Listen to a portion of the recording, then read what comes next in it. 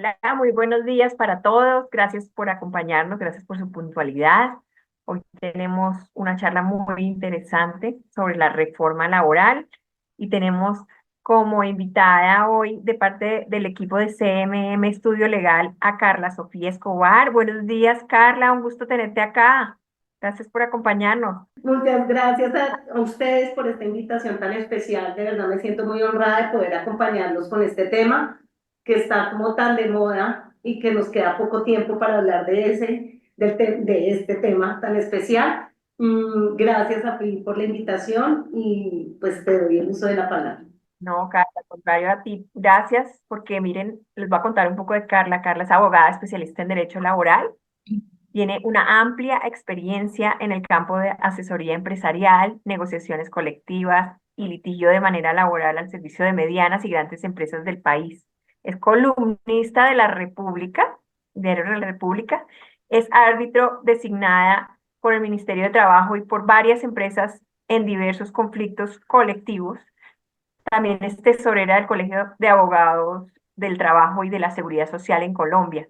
Y también es conferencista de derecho laboral individual. O sea que, Carla, hoy tenemos una buenísima charla. Mira ese currículum tuyo, estamos muy complacidos de tenerte acá. No quiero quitar más tiempo. Muchas gracias de parte de todo el equipo de AFIDI por darnos esta charla y bienvenida. Muchas gracias, Daniel. Pues bueno, voy a empezar para que no se nos alargue mucho tampoco. Es un tema interesantísimo. Lo primero que quiero contarles y ponerlos como en actualidad respecto a la reforma laboral es, como sabíamos, la reforma tiene que tener 4 debates, ya tuvo sus 2 primeros debates en la Cámara, ahora pasó al Senado. No quiero ser aguafiestas, pero hasta el 16 de diciembre se puede debatir 2 veces en el Senado para que llegara a ser ley y lo que dicen los expertos en el tema de legislativo en Colombia es que probablemente esta reforma pues no vaya a alcanzar a pasar esta segunda legislatura y tendría que volver a empezar el gobierno otra vez a presentar la reforma laboral de ceros a partir del otro año. Esto es lo que pues manifiestan los expertos en temas, como les digo, temas legislativos, entonces vamos a esperar. ¿Qué veo de esto importante? Pues que tengamos en cuenta que todavía no es una ley, todavía está en debate. Todo esto que estamos hablando es sobre lo que podría llegar a pasar en un futuro, que si para el 16 de diciembre no sale promulgada y no se publica y no tiene los 8 días que tiene que tener de publicación, pues no va a salir como ley y pues van a tener que volverla a pasar. Igual si llegara a debatirse en el Senado, pues tienen que presentarse proposiciones, se tiene que escuchar a los involucrados y a la gente, a las personas, a las comunidades, a entidades como ustedes, asociaciones. Entonces, yo no creo que se logre pasar en menos de un mes, sobre todo cuando los debates son solo martes, miércoles y jueves. Entonces, pues va a ser difícil que el gobierno logre esto, a menos que sea algo maratónico que ocurra, que lo vemos poco probable. Entonces, partiendo de esa introducción de lo que es esta reforma, que no es tan firme, nada de esto aplica hoy, nada de lo que hablemos hoy, ustedes tienen que ponerlo en práctica. Esto es un proyecto que si sale, saldrá una ley donde, ahí sí, ustedes me llaman, Carla, por favor nos dices cómo tenemos que hacer las cosas. Pero en este momento simplemente es un proyecto que se está debatiendo y no es ley. Eh, ¿Qué tiene de importante este proyecto de reforma laboral? Es importante porque para ustedes que son el sector inmobiliario, donde se mueven ustedes tanto, hacen todo el tema de inmobiliario en el país, ustedes mueven mucha fuerza en el mercado laboral en Colombia, ventas, alquileres de inmuebles, entonces ustedes generan mucho empleo también, entonces es importante que tengan en cuenta estos posibles cambios que se van a tener, porque realmente esta reforma, a mi pesar, y es una crítica que hago pública, es, a diferencia del propósito que tenía de incentivar el empleo, creo que con las medidas que toma y con las que han sido aprobadas, pues es poco probable que el empleo se incremente. O sea, las empresas no van a estar incentivadas para generar empleo y ya les vamos a ver por qué.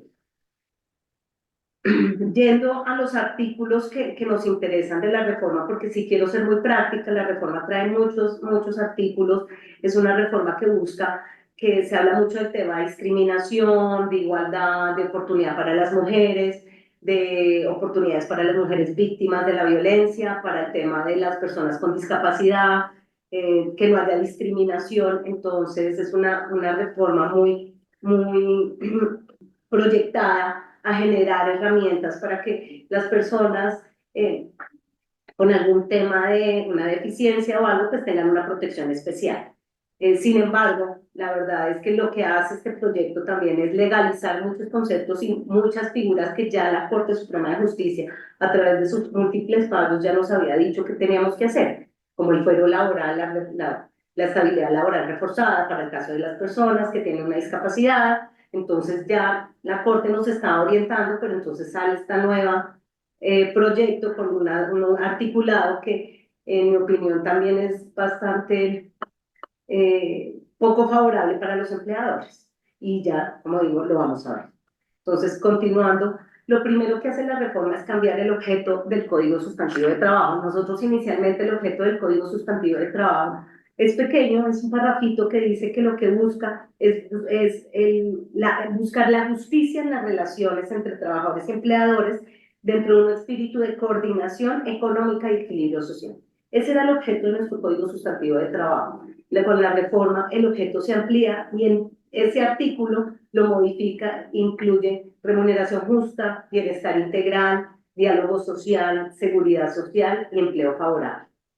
¿Qué entendemos por esto? Pues con estos nuevos características que le pone al objeto del código, es decir, que el Código Sustantivo de Trabajo, la legislación laboral, tiene que propender por esto.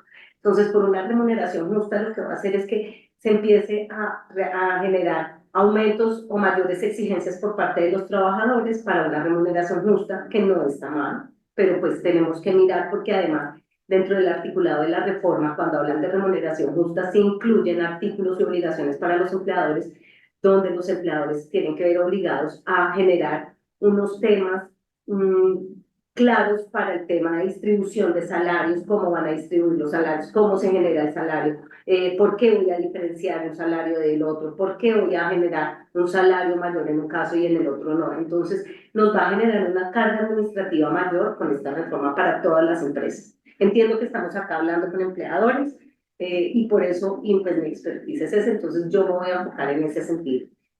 ¿Qué otra cosa? El bienestar integral, pues entonces se traduce en mayores exigencias y términos de seguridad social, ocupacional para los trabajadores, que efectivamente lo vamos a ver a lo largo del articulado. Un diálogo social, pues evidentemente esto es fomentar el tema de la negociación colectiva, la participación de los trabajadores en las decisiones de las empresas, que pues en eso va a ser y que también se ve reflejado en esta reforma. El acceso a la seguridad social es importante porque definitivamente con esta reforma sí estamos buscando que las personas tengan un mayor cubrimiento en seguridad social, que creo que es un punto importante, y lo vamos a ver de cara a lo que consiguieron las plataformas digitales de reparto, que es una modalidad nueva de prestación del servicio que se incluye en esta reforma y, digamos, permite las cotizaciones por unos días, permite que se hagan en esta figura, que haya contratistas independientes, que haya trabajadores, dependiendo de lo que pase con la plataforma de reparto. Esto vámonos a un caso particular, por ejemplo, Rappi, que todos sabemos que es una compañía de reparto. Y bueno, frente al tema de empleo formal, pues lo que busca es reducir la informalidad laboral en Colombia. Sin embargo, con estos cambios que va a hacer, consideramos que ese objetivo no se va a lograr porque evidentemente los impactos son el aumento de costos laborales, va a haber una mayor burocracia porque es que se van a tener que requerir más procedimientos internos y administrativos de cara al Ministerio de Trabajo. Yo creo que esto definitivamente va a tener un impacto importante y va a ser un desincentivo a la inversión y esto impacta mucho el sector inmobiliario porque sabemos que la construcción genera mucho trabajo y el sector inmobiliario de pronto se ha impactado pues porque la gente no va a tener ingresos para poder adquirir, arrendar, cambiar, comprar, vender. Entonces, pues esto va a ser un desincentivo para la inversión y un impacto en la competitividad pues comparado con otros países, como lo vamos a ver. Entonces, evidentemente, pues si ahorita teníamos entidades que venían a prestar servicios que invierten en Colombia porque nuestra mano de obra pues no es tan costosa como en otros países, pues de pronto esto se impacta un poquito esa competitividad con el mercado internacional que queremos ampliar con nuevas herramientas y teletrabajo en el exterior, pero pues lo vamos a frenar con los costos que vamos a generar en Colombia. Contrato de trabajo. Frente al contrato de trabajo que les digo, ¿qué es lo importante? ¿Qué es lo que me parece importante en términos generales?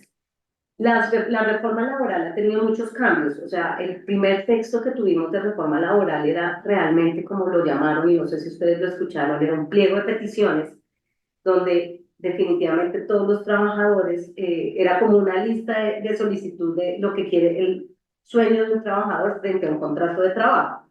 Esto ha cambiado mucho, se ha modulado mucho y ya pues quedaron unos artículos que en mi concepto pues no son tan desfavorables como lo teníamos antes.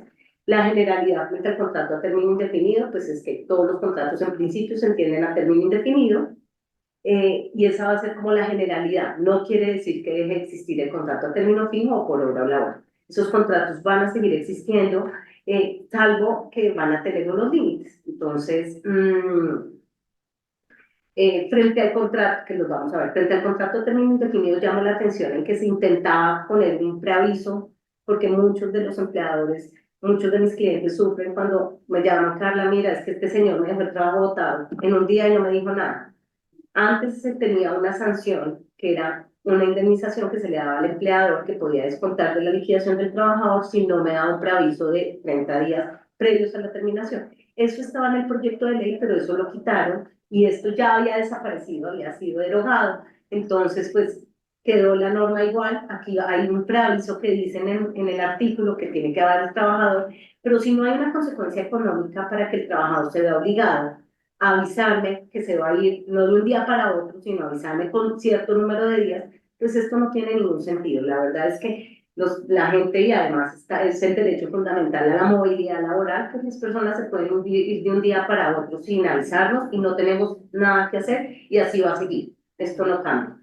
Lo único, no cambia. ¿En qué cambia este artículo frente al término indefinido? Pues que dice que podemos acudir en caso de despido indirecto. El despido indirecto, acuérdense que es cuando un empleado argumenta, que es la renuncia motivada, argumenta que termina el contrato de trabajo con el empleador por culpa del empleador, por actos del empleador, por el cumplimiento de las obligaciones del empleador. Entonces, en ese caso, el artículo sí hace una mención y dice que las partes pueden ir a mecanismos alternativos de resolución de conflictos. A mí me parece que no es una novedad porque nosotros en el código, los primeros artículos, tenemos la figura de la transacción como un medio alternativo de solución de conflictos. Es totalmente válido, nos sirve para hacer terminaciones por mutuo acuerdo, para arreglar diferencias con los trabajadores frente a pagos de horas extras, lo que sea. Entonces yo creo que esto, pues, está bien escrito y va a quedar ahí, pero pues eso ya lo tenía. Frente al contrato a término fijo, ¿qué pasó? Hoy en día tenemos un contrato a término fijo, que es un contrato que yo tengo, que puede ser hasta de un año, y si es menos de un año, yo lo puedo prorrogar por 3 veces, y a partir de la cuarta prórroga se vuelve un contrato a término fijo de un año. Y así indefinidamente, indefinidamente, y lo tengo por años y años y años, y siempre voy a tener un contrato a término fijo, pueden durar 10 años, y yo lo puedo terminar en 10 años sin pagar indemnización al vencimiento del plazo tratado. ¿Qué pasó con estos contratos? Pues que evidentemente en la realidad pues es una figura favorable para los empleadores, pero de cara a la realidad laboral, pues tener una persona por 10 años, pues me tumba la palabra de contrato a término fijo, y la realidad es que debería tener un contrato a término indefinido. Entonces eso es lo que se pretende con esto, que creo que es algo de justicia y puede ser equitativo. Lo único es que sí limita. ¿Y cómo lo hace? Limita el tiempo de los contratos a término fijo a 4 años. Es decir, ya no puedo tener un contrato a término fijo después de un año, por años y años y años, por hasta 10 años. No. A partir del cuarto año se va a entender que es un contrato a término indefinido.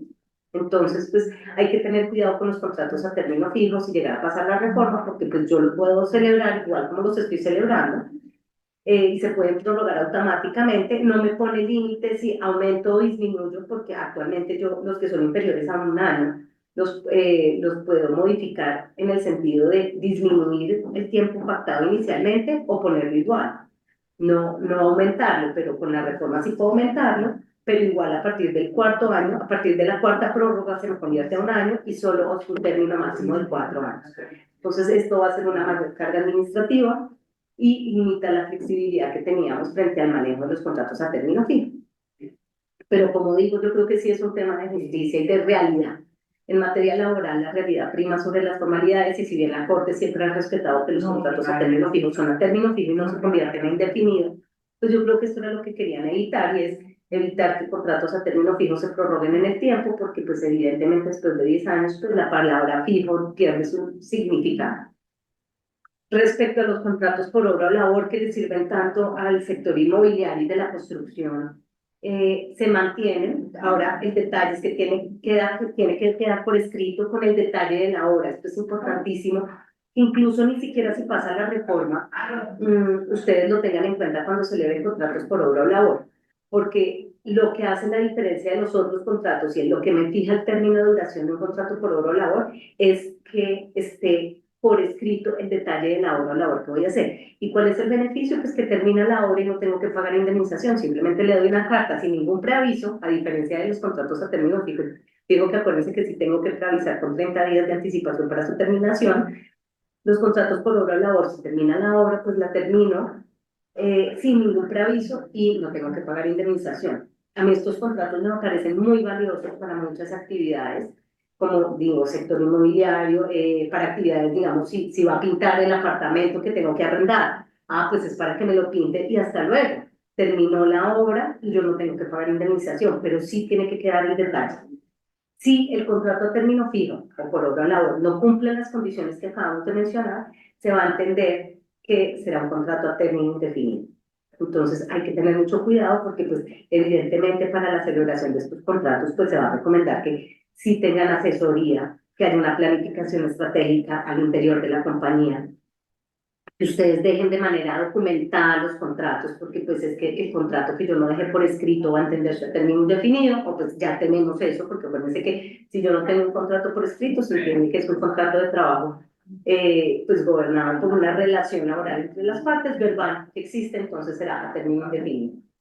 Eh, Frente a los contratos tenemos estas novedades, que la verdad lo que les digo me parece que es favorable al lado de lo que venía desde el año 2023 del proyecto de reforma que era realmente perverso. Yo creo que con esto como quedó, me parece que estamos haciendo un poquito de justicia, ¿no? ¿Qué otra novedad nos trae la reforma? El tema disciplinario. El tema disciplinario ya lo había dicho la Corte Suprema, la Corte Constitucional ya nos había dado en una sentencia del año del 2014, si no estoy mal, nos había dicho, mire, los procesos disciplinarios ustedes tienen que hacer para que se respete el derecho de defensa. ¿Qué hace este proyecto? Pues me legaliza, me trae a ley lo que ya se ha dicho y lo que ya todos en las empresas lo tenemos y lo estamos haciendo, porque yo creo que en su mayoría de ustedes son muy juiciosos seguramente en su reglamento interno de trabajo, tienen un proceso disciplinario detallado donde yo le doy tiempo al trabajador para escucharlo. ¿Qué hace esta norma? Me pone un tiempo de 5 días entre la citación y la defensa del trabajador, lo que va a hacer considero que es muy desgastante y va a alargar los plazos para ya hacer un proceso disciplinario. Esto me parece que puede traer también temas de incapacidades en medio del proceso disciplinario, va a ser más difícil,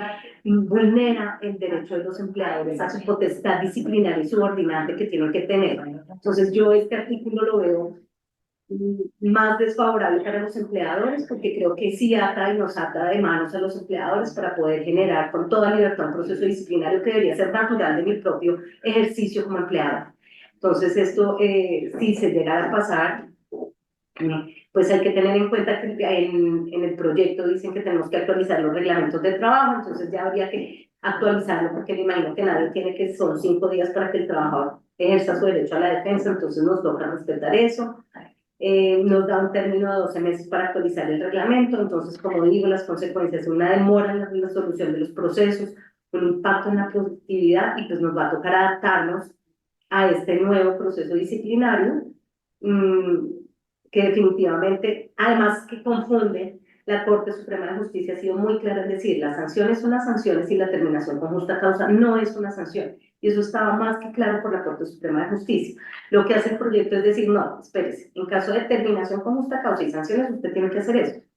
Y esto de verdad atenta contra los derechos del empleador, porque frente a graves situaciones de flagrancia, de incumplimientos del trabajador, donde yo en teoría podría terminar con justa causa de manera inmediata, pues ya no voy a poderlo terminar, sino voy a tener que esperar al menos 5 días para poder tomar las medidas disciplinarias del caso y o para terminar el contrato de trabajo cuando la terminación del contrato de trabajo con justa causa no es una sanción disciplinaria, es un efecto, es el resultado de una conducta que ya está calificada, porque dice que las justas causas son taxativas, yo no me las invento, yo no creo justas causas, la ley me las trae, el artículo 62 del Código Sustantivo me dice cuáles son las justas causas y yo me navego entre ellas y miro cómo las aplico, pero definitivamente este proceso disciplinario me va a coartar la libertad como empleador para ejercer mi derecho disciplinario que tengo como empleado.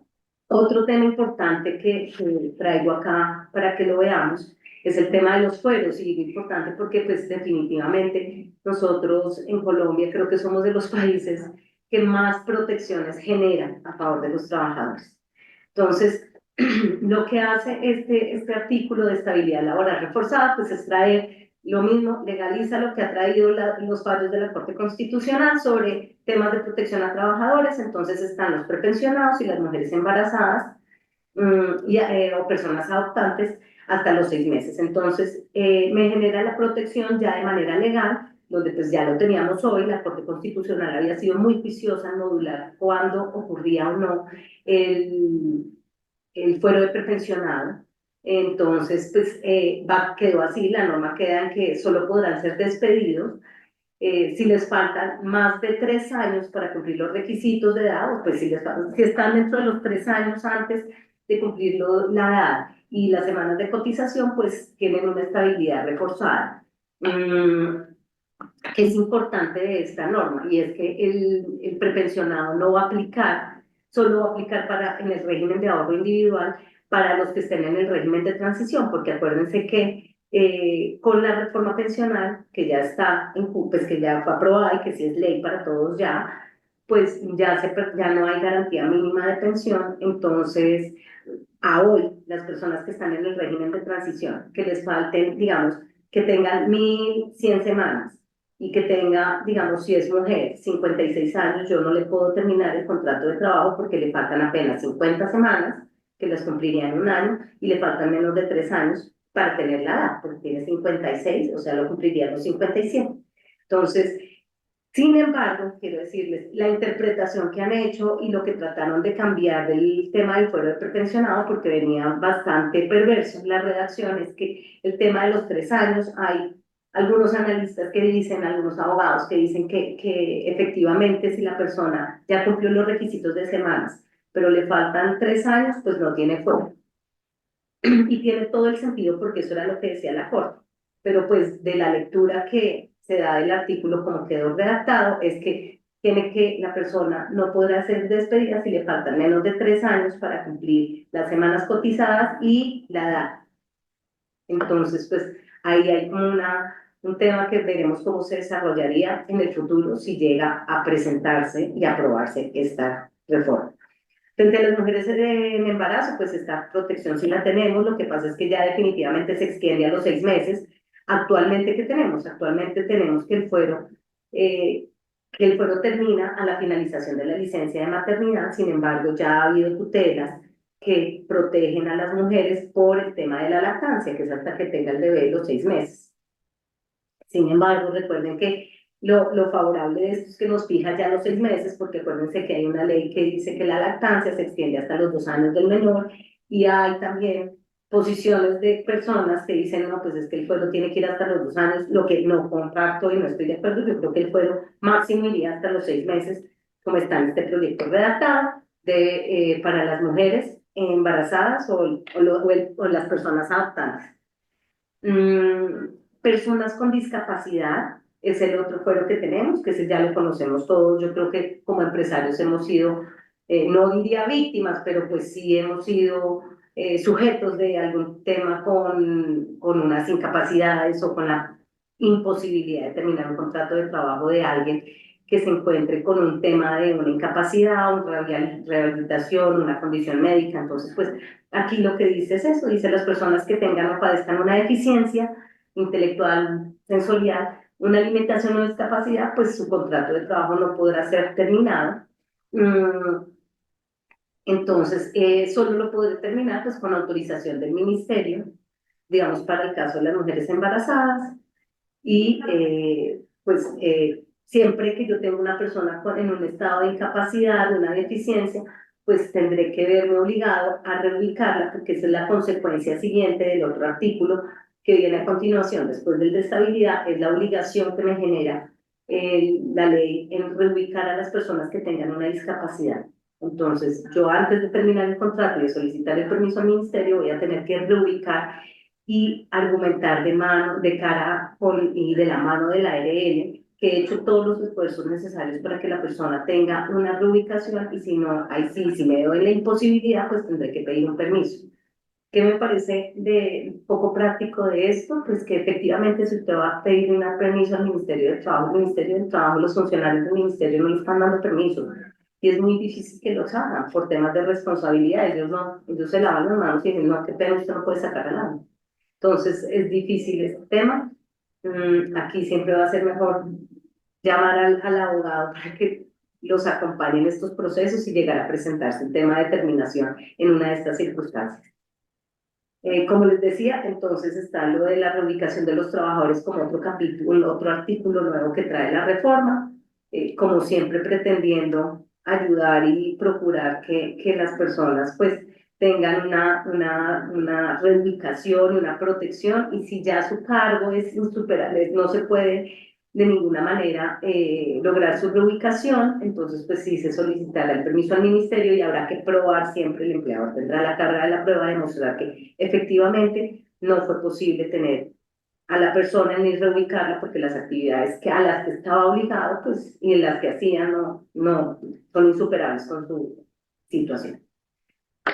Bueno, acá venimos a un punto muy interesante y es el tema de la jornada diurna, nocturna, máxima legal y el límite al trabajo suplementario. Este artículo, porque llamo la atención sobre este, porque las personas que trabajan en nómina van a verse muy afectadas en este tema y es porque acá es donde vamos a ver los costos realmente, aquí es donde nos impacta en la nómina la reforma. La reforma no le impacta con el tema de una jornada nocturna se amplía, es decir, ya no va a ser a partir de las 9 de la noche, por como hoy la tenemos, sino a partir de las 7 de la noche. Y esta entrada en vigencia es a partir de los 6 meses de la firma de la sanción presidencial. Entonces, ojo, porque vamos a tener que tener en cuenta esto. Seguramente, pues, habrá mucha información en medios y en todo, pues, para que uno se actualice.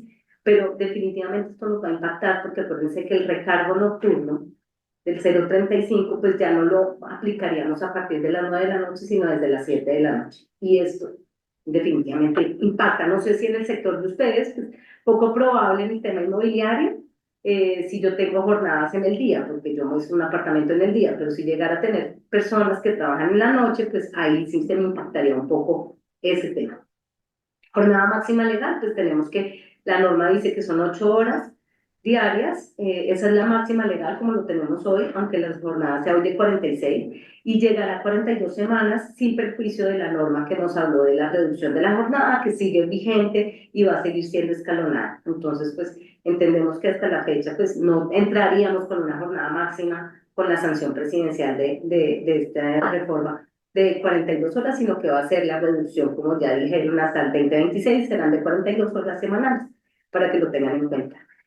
Si vemos el comparativo que tenemos de las jornadas en otros países, pues nosotros vamos a ser de los países que va a tener una jornada de 42 horas a la semana, creo que el único, porque incluso Chile tiene 44 horas, Venezuela de 44, Bolivia de 48, Argentina, México y Perú de 48 horas. Entonces, definitivamente, esto es favorable para los trabajadores, pero frente al sector empresarial, yo creo que sí impacta y el cuadro sí puede ser un desincentivo para que se vinculen o para inversiones nuevas que quieran generar empleo.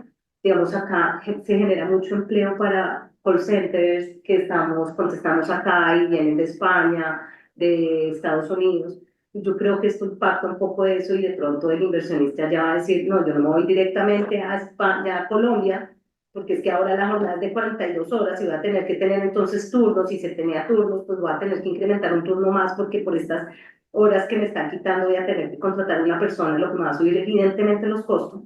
Entonces, pues más bien me voy a México.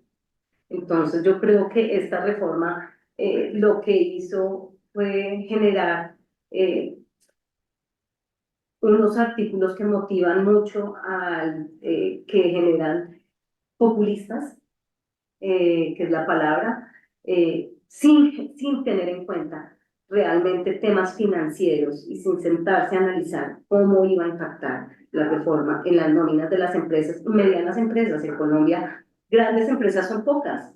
La mayoría son medianas y pequeñas empresas que con estos cambios sí van a terminar muy afectados y van a terminar reevaluando, teniendo que reinventarse a ver qué van a hacer.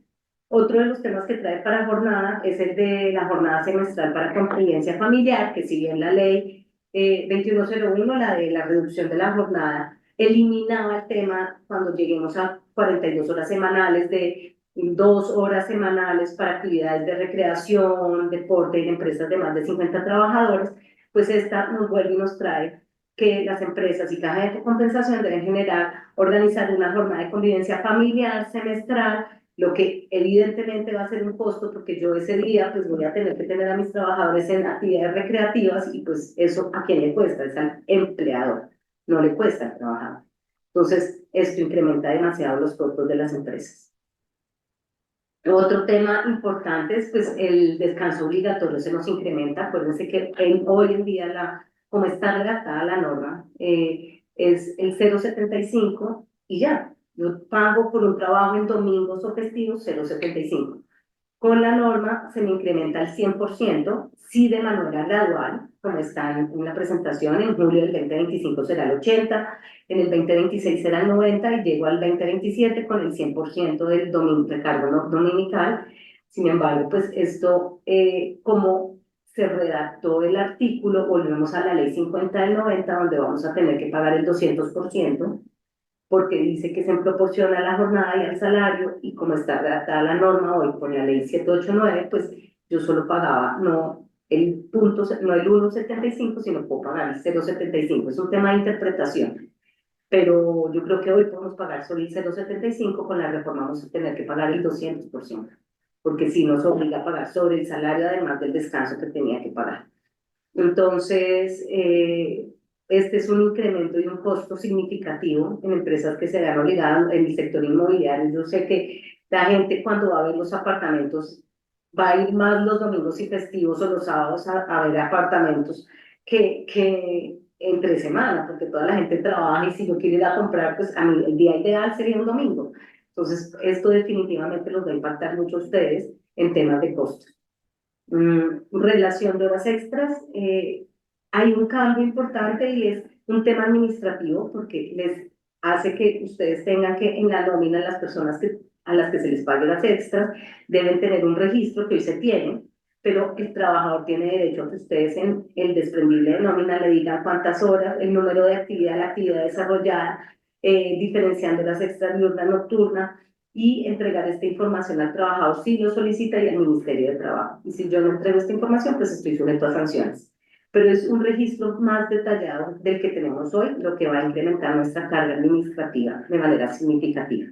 Todos estos impactos yo creo que sí se generan frente a la carga administrativa que vamos a tener.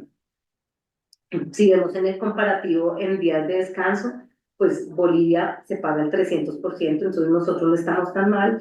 Perú el 100%, Argentina el 100%, en Venezuela el 50% por trabajo dominical, Chile el 30% y México el 25%. Creo que estamos en un punto no tan desfavorable frente al mercado latinoamericano, pero pues igual el 100% como estábamos, creo que equilibrado un poco, pero llegar al 200% que vamos a llegar en el 2027, pues sí va a incrementar los costos.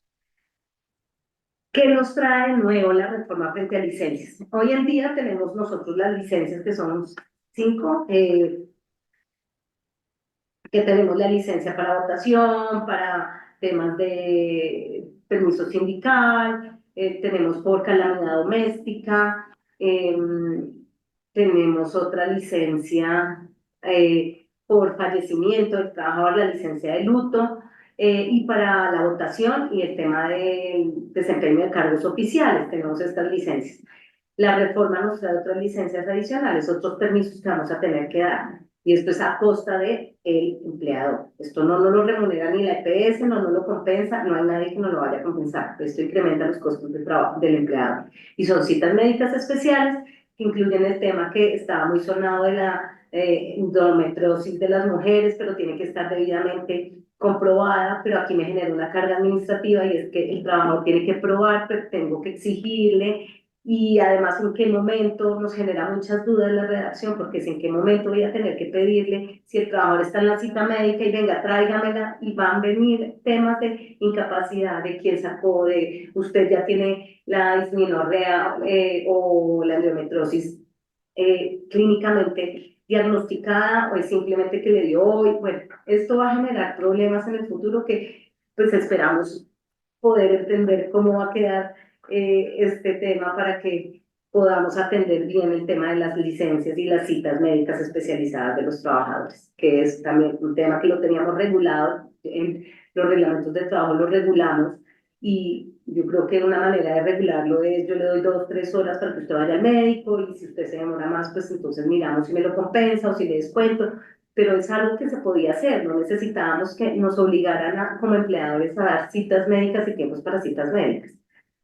La otra es obligaciones escolares que ya lo teníamos en el Día de la Familia, pues el Día de la Familia se creó para que la gente estuviera para actividades escolares, familiares con los hijos, pues no, ahora tenemos otro Día de la Familia, entonces sumémosle las anteriores que habíamos dicho, las 4 o 5 que tenemos, sumémosle entonces citas médicas, obligaciones escolares, vaya otro día, además no tiene límite de días, violencia avanzada, creo que 4 días, violencia basada en género, entonces son permisos y licencias para atenciones judiciales, médicas o legales de las mujeres víctimas de la violencia, y un día y una nueva que está el día libre semestral por uso de la bicicleta, que es otorgar un día de descanso remunerado cada 6 meses al trabajador que utilice la bicicleta para irse todos los días a su trabajo. A mí esta licencia de bicicleta me parece que es un estímulo para el tema ambiental, sin embargo, creo que no se necesitaba que quedara en una ley. Creo que esto lo pueden hacer con políticas de bienestar las compañías y teniendo en cuenta su capacidad económica, pero imagínense en una mediana empresa que tiene que sacar costos, donde le aumenten 5 días más adicionales a los 15 de vacaciones que yo tengo, entonces aquí van 20, más los 14 días de fiesta que tiene Colombia, más, o sea, estamos entendiendo que casi las personas van a descansar más de 30 días en el mes, teniendo en cuenta nuestros festivos y todo, pues esto de verdad que hace que los costos de las empresas para los costos, para la nómina, los costos de nómina se incrementen de manera significativa.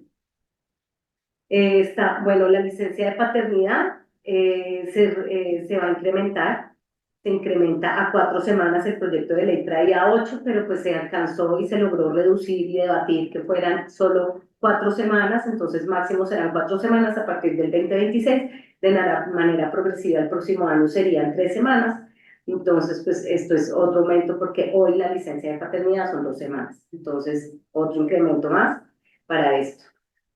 Como decimos, pues la cobertura y costos en la licencia de paternidad, pues esa sí es cubierta por la EPS, luego no va a ser una carga mía. Y los cumplimientos siempre es requisito que el padre esté presente el registro civil de nacimiento dentro de los 30 días siguientes a la ocurrencia del hecho, es decir, al momento en que nace el bebé.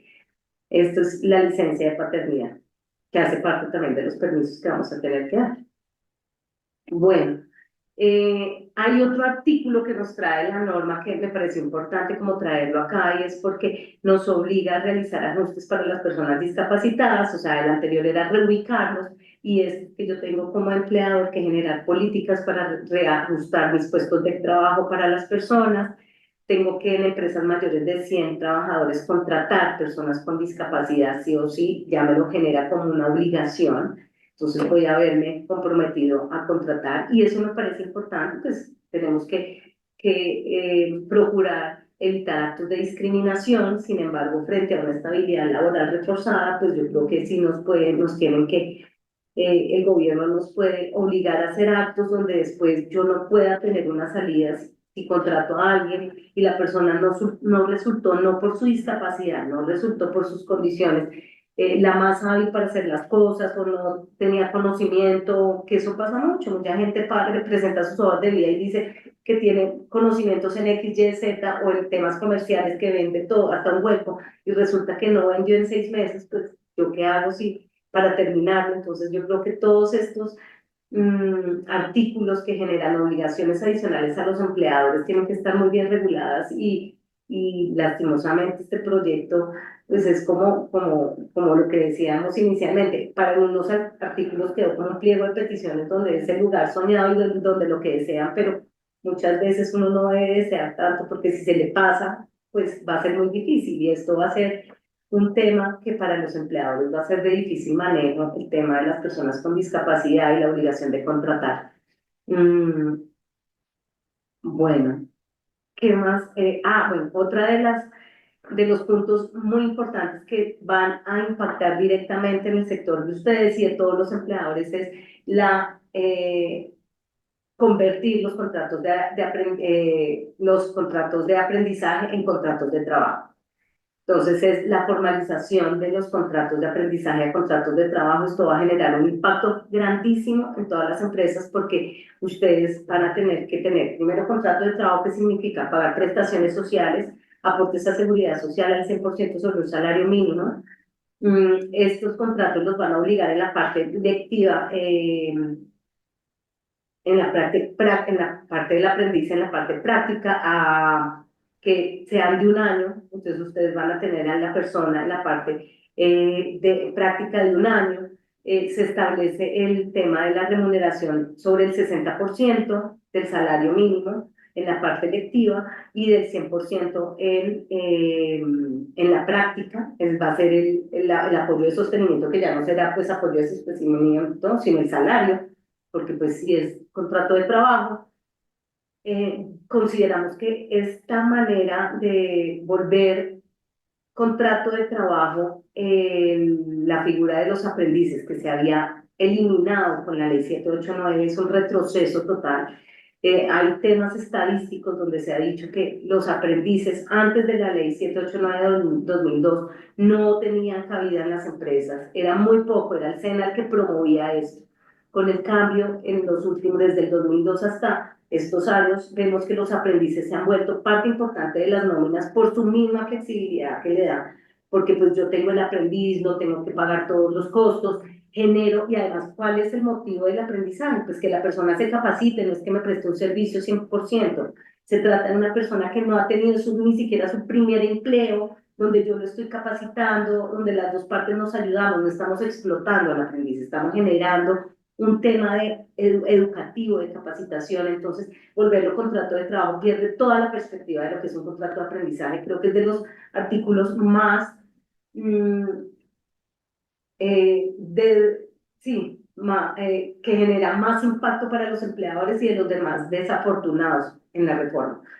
Este artículo, además, la monetización, pues, ¿qué vamos a hacer? Se cae de su peso. Si yo monetizo por 1.5, porque antes el proyecto venía con 1.8 de monetización, pero si yo la cuota de aprendices la puedo monetizar por 1.5, pues apague y vámonos, nadie va a contratar aprendices, porque esa es la realidad. Yo no contrato un aprendiz que me cueste más de 1.5 salarios, porque todos sabemos que si yo pago el salario mínimo sobre el 100% en la etapa práctica, pues voy a tener que, con un salario mínimo, los costos van a ser 2.200.000 más o menos. Entonces, 2.500.000, pues para esa gracia, pues yo pago el 1.500.000, perdón, el 1.5 del salario mínimo y me lavo las manos si no tengo un aprendiz y listo. Y esto lo que va a hacer es que va a desincentivar la vinculación de aprendices y lo que tenía el propósito de la reforma, de lo que en teoría es buscar la igualdad y que los aprendices, esto no tiene ningún sentido, porque es que están igualando una carga que teníamos o un proyecto que era súper favorable de aprendizaje para igualar un contrato de trabajo que son condiciones totalmente diferentes. Un aprendiz no es un trabajador, son condiciones totalmente diferentes. Entonces, pues, desafortunado este artículo, creo que es de los que más va a impactar a todas las empresas en Colombia, que tengan más de 15 trabajadores. Entonces, la verdad es muy desafortunado. Y pues lo que van a hacer, lo que digo es, si a mí me consultan, pues yo digo monetice, porque es que no hay nada más que hacer. Monetice, porque además, si le pasa algo al aprendiz, ¿qué pasa? Si está en maternidad, bueno, ahí regula que la empresa no estará obligada a reemplazarla durante el periodo de licencia, que sería lo único favorable, pero del resto, yo creo que por todos los temas, pues ahí habría que irse a la monetización, como lo dicen muchos artículos de colegas míos que hablan sobre la reforma y que todos coincidimos en que pues este artículo es el más desafortunado y lo que va a hacer es acabar con los aprendices en Colombia y con el propósito que tenía. Bueno, otro artículo importante que nos trae novedoso, pues el tema de, ya hablábamos de la ley de teletrabajo, bueno, lo ponemos en el código sustantivo y nos trae un teletrabajo nuevo, una modalidad de teletrabajo nueva que es el transnacional, que muchas veces es una consulta diaria para todos, que pasa si la persona presta sus servicios en el exterior. Bueno, aquí lo tratan de regular, que es cuando la persona es contratada en Colombia, pero desde otro país presta sus servicios. Entonces aquí hay que mirar qué va a pasar con el tema de la seguridad social. En cualquier caso se dice que se tiene que garantizar que haya una póliza o un seguro que cubra el tema de salud del trabajador que se encuentra en el extranjero. Entonces, pues yo lo veo como algo novedoso, que sí tenemos que llegar a regular todas estas relaciones nuevas que se están presentando, porque la gente ya no trabaja hoy acá, sino quiere trabajar en todas partes del mundo. Entonces yo creo que eso sí es importante. Entonces, pues para que lo tengan en cuenta que esto lo trae esta reforma. Cambia, habla de híbrido, pero el híbrido es el suplementario, en el teletrabajo suplementario. Nos trae un trabajo temporal y emergente, que era la ley que trajo el trabajo remoto, el trabajo en casa, que es para situaciones excepcionales.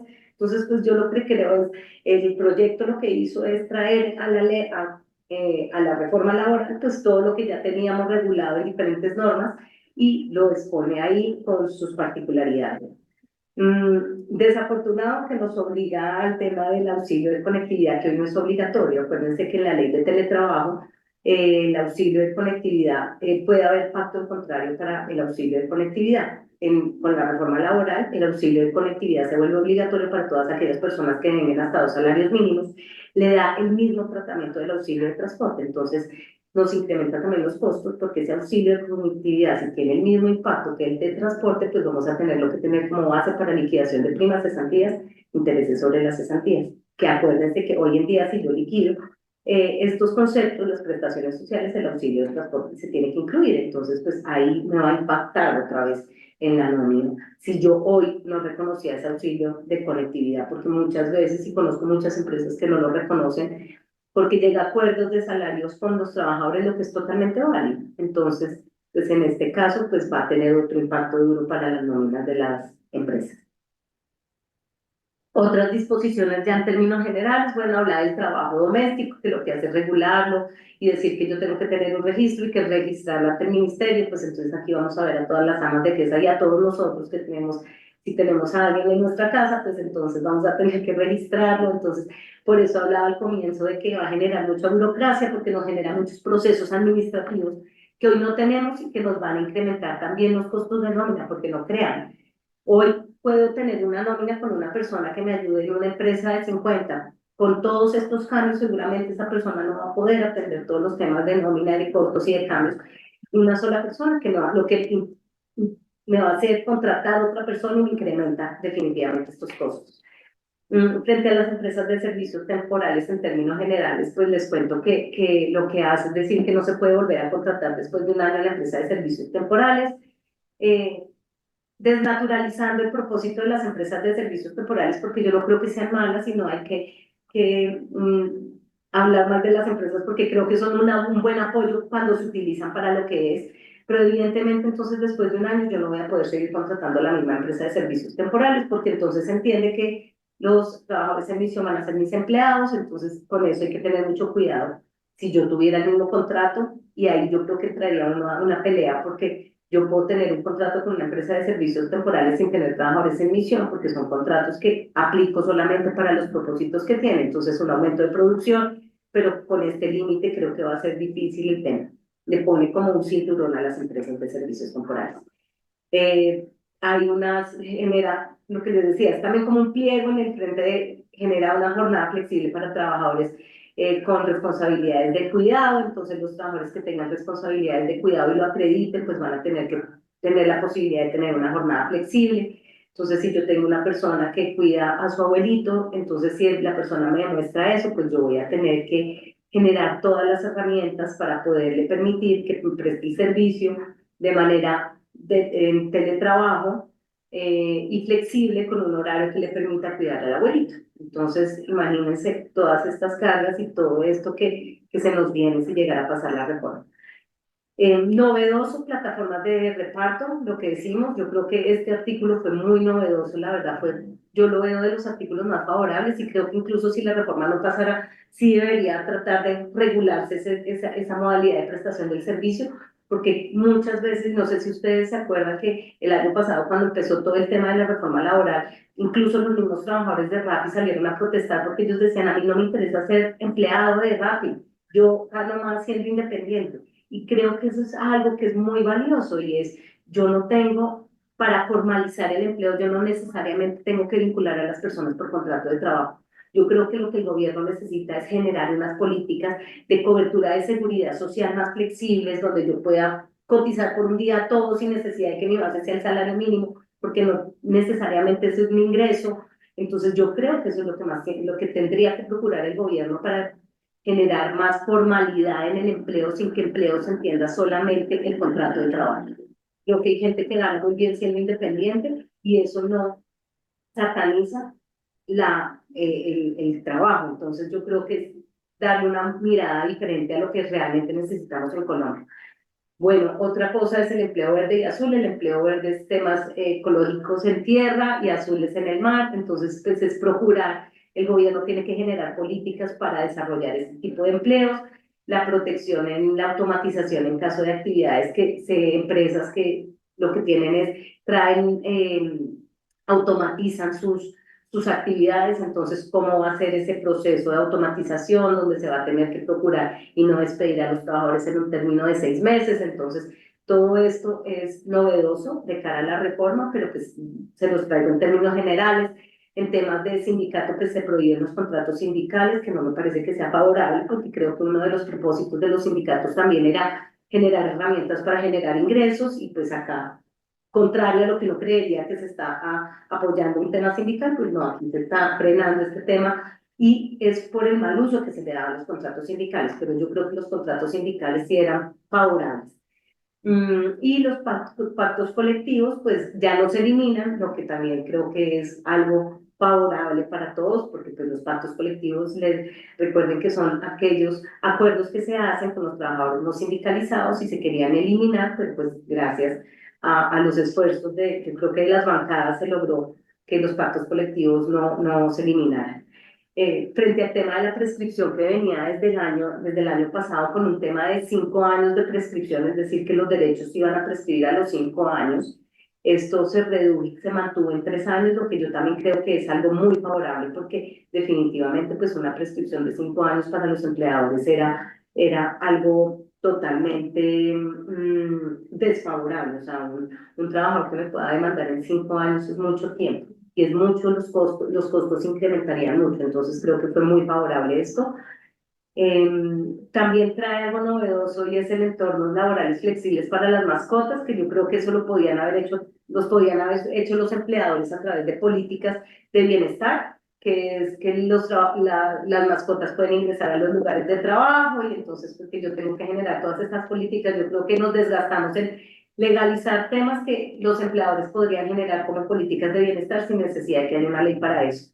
Y nos traen un artículo nuevo dentro de otros, como es la licencia de matrimonio de 3 días. Entonces, pues, si se sancionara la norma, los trabajadores que se casen o que formalicen su unión marital de hecho, tendrán derecho a 3 días de descanso pagados por el empleado. Entonces, sumémosle a las licencias anteriores que vimos, que eran 4, Esta nueva, entonces terminamos con más de 30 días de descanso cubiertos por el empleador a costa del empleado. Finalmente, ¿qué se eliminó de la reforma? Que era de los temas que vamos a hablar también. ¿Qué se eliminó, que es importante y que creo que es lo más valioso? Fue el tema de la indemnización por despido sin justa causa, que traía una tabla de indemnización bastante alta para todas las compañías y nos traía la indemnización que teníamos antes con la ley 50, que era 45 días por el primer año y 40 por los subsiguientes, lo que definitivamente incrementaba altísimo los costos, porque además no traía una tabla diferencial por salario integral o más de 10 salarios mínimos, sino que era rajatabla, era los contratos a término indefinido, si la persona tiene de 1 a 5 años, entonces es tanto, y a rajatabla sin importar el salario. Entonces yo creo que esto sí ha sido algo muy favorable que se eliminó, entonces pues ahí sí aplaudimos a nuestro Congreso y a la Cámara por haber hecho este punto, por haberlo eliminado. Vacaciones de 18 días para el personal operativo en el servicio de vigilancia, pues ahí se traía, se quitó porque pues era discriminatorio, no había una justificación válida, entonces eso se eliminó también la licencia de maternidad y paternidad para parejas del mismo sexo, porque ahí sí se entendió que la Corte lo había modulado, lo que uno dice, no nos explicamos por qué si la Corte ya moduló los temas de los procesos disciplinarios, los temas de la estabilidad laboral reforzada por discapacidad, o por incapacidad o por personas con algún tema, una disminución física, pues lo traigan a la ley, pero pues en este sí considero que los pronunciamientos de la Corte ya habían modulado este tema y que no es necesario traerlo a la ley. Otro artículo que se eliminó fue el tema, todo lo que tenía que ver con el contrato agropecuario, rural y jornal, el salario integral agropecuario, rural, entonces pues eso se eliminó. Y también se eliminó el alcance de las decisiones de los árbitros de tribunales de arbitramiento, que era un tema también muy discutido, entonces se eliminaron, estos son los puntos que se eliminaron, que yo sí levanto la mano frente a la indemnización por despido injusto, que me parece que sí era el más perjudicial de todos los artículos de cara a costos, porque nos incrementaban los costos de las terminaciones muchísimo. Entonces, pues, esto es lo que tenemos, como les decía, eh, es una reforma que nos queda un mes, menos de un mes para que sea debatida, tiene que tener dos debates, entonces es poco probable que pase. Si llegara a pasar, pues hay algunas, como los artículos que enunciamos, hay unos que empiezan a regir a partir de hay unos que entran inmediatamente, otros que van a ser progresivos en el tiempo, pero definitivamente sí nos generan muchas obligaciones que yo creo y unas cargas administrativas bárbaras que tendremos que evaluar en su momento. Yo creo que Colombia sí necesita una reforma laboral, pero no de esta dimensión. Yo creo que hay otras cosas, tenemos que legislar esa futura, a lo que se nos viene, a las nuevas formas de vinculación, a lo que están esperando las personas que están debajo de nosotros para ser contratados, que seguramente no quieren un contrato tan formal, sino quieren otras cosas. Entonces yo creo que es otro tipo de reforma lo que necesitamos, pero bueno, esto es lo que hay y pues espero que haya sido para todo su conocimiento y pues para que tengan en cuenta estos pequeños cambios que vendrán, pequeños, ¿no? Gigantes que vendrán si llegan a pasar, pero como insisto, yo creo que no va a pasar. Muchas gracias, Carla. Tenemos tiempo para una pregunta que tengo en el chat. Sí, claro ¿Crees que que sí. la podamos leer? Sí, Vale, sí, sí, entonces te la dale. leo. Si se elimina la indemnización de despido injusto, ¿se reemplaza por alguna otra, por norma? ¿O puede permitir que el empleador abuse de esta práctica?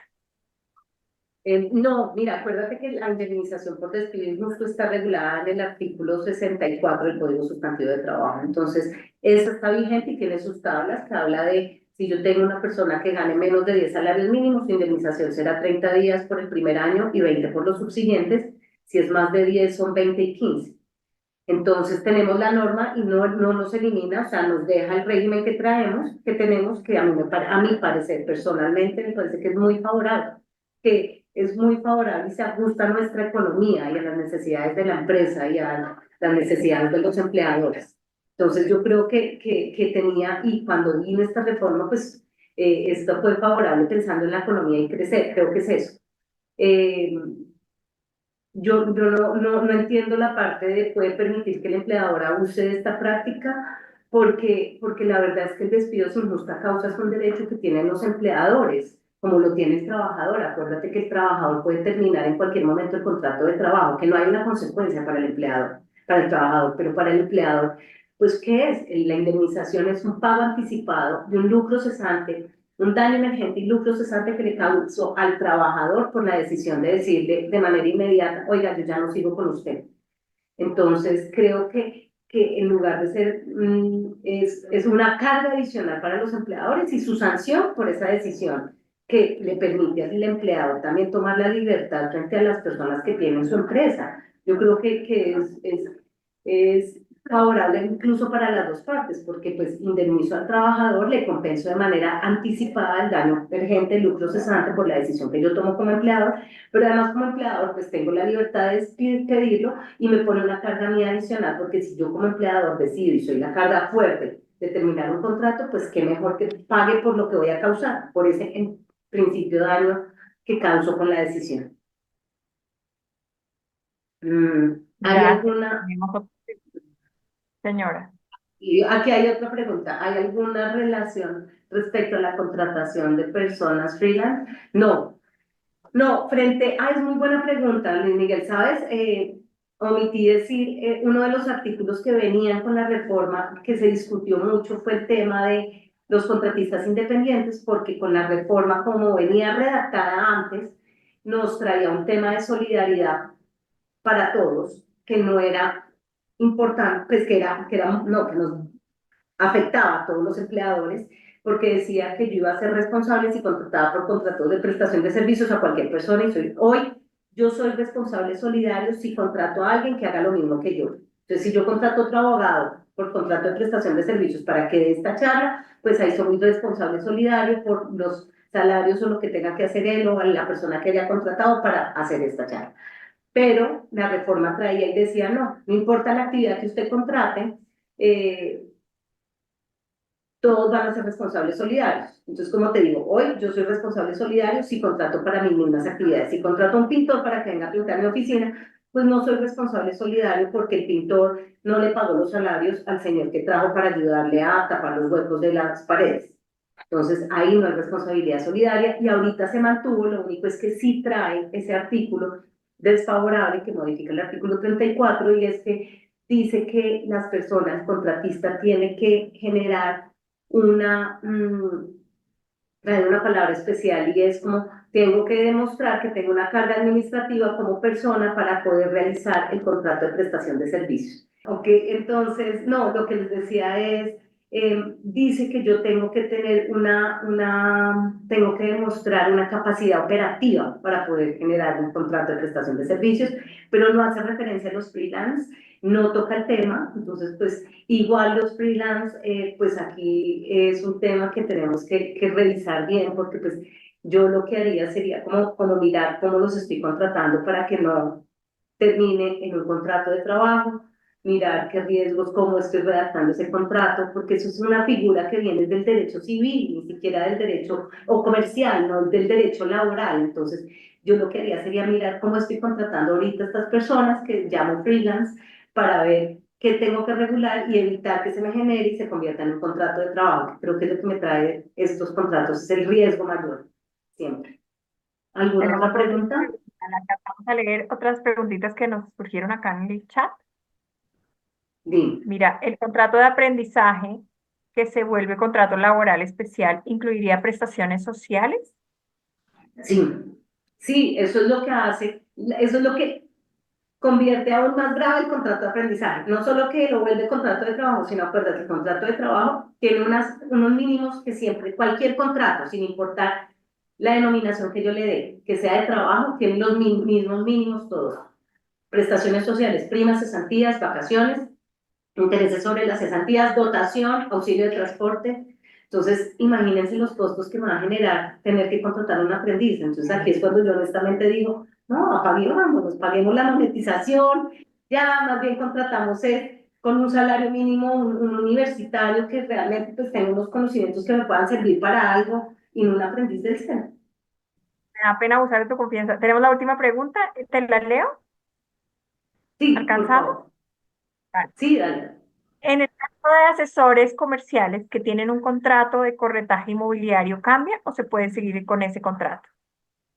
Pues mira que el contrato de corretaje lo regula la regulación comercial y trae unas condiciones específicas. Entonces yo, en la medida que yo adapte mis contratos y los tenga regulados, reglamentados, estructurados, escritos, como me dice la norma comercial, en principio yo no tendría por qué tener un problema porque el corretaje sí lo conocemos y sabemos todos cuáles son sus condiciones particulares. Entonces, la norma laboral no se mete en nada con eso, es un contrato comercial que se respeta. ¿Cuándo me genera un riesgo? Si yo tengo un contrato de corretaje mal redactado, que no se cumplan las condiciones y lo que haga es tener es un comercial que esté o una persona que me esté prestando el servicio, que realmente sea un trabajador subordinado, recuerden los elementos del contrato de trabajo, subordinación, prestación personal del servicio y remuneración. Entonces, si yo tengo esto sin regular, pues ahí ya tengo es un contrato de trabajo, pero si tengo la persona con un contrato de corretaje bien establecido, pues yo no vería un riesgo. Eso es importante que lo tengan claro. Es un contrato comercial que no me está trayendo nada a la reforma en ese sentido. Perfecto, Carla. Bueno, genial. Muchas gracias por las preguntas. A Carla, pues, sin palabras, muchas gracias por toda la información que nos diste hoy. Muy buena la información. Queremos darte las gracias y recuerden que esta charla se grabó y va a estar en nuestro canal de YouTube para que pasen a verla por allá y la puedan compartir o revisar los datos que ya vimos. Carla, muchas gracias. Sí, Adriana, muchas gracias a todos ustedes de verdad por este tiempo. Yo sé que es un poco aburrido este tema, sobre todo sabiendo uno que vamos, todos estamos cruzando los dedos para que no pase, pues personalmente yo sí los cruzo, ¿eh? Porque lo que les digo, creo que son otros cambios que necesitamos, pero bueno, si llega a pasar, entonces estamos acá a sus órdenes. Y muchas gracias por esta invitación, de verdad. Cuídense mucho. Bueno, los datos Gracias de a Carla todos. los vamos a dejar en la cajita de descripción para que la puedan contactar. Si tienen alguna duda, necesitan asesoría, acá dejamos los datos en la cajita de descripción. Gracias, Carla. Feliz día para todos. Gracias, Chao, chao. Adriana, que estén bien. Hasta luego.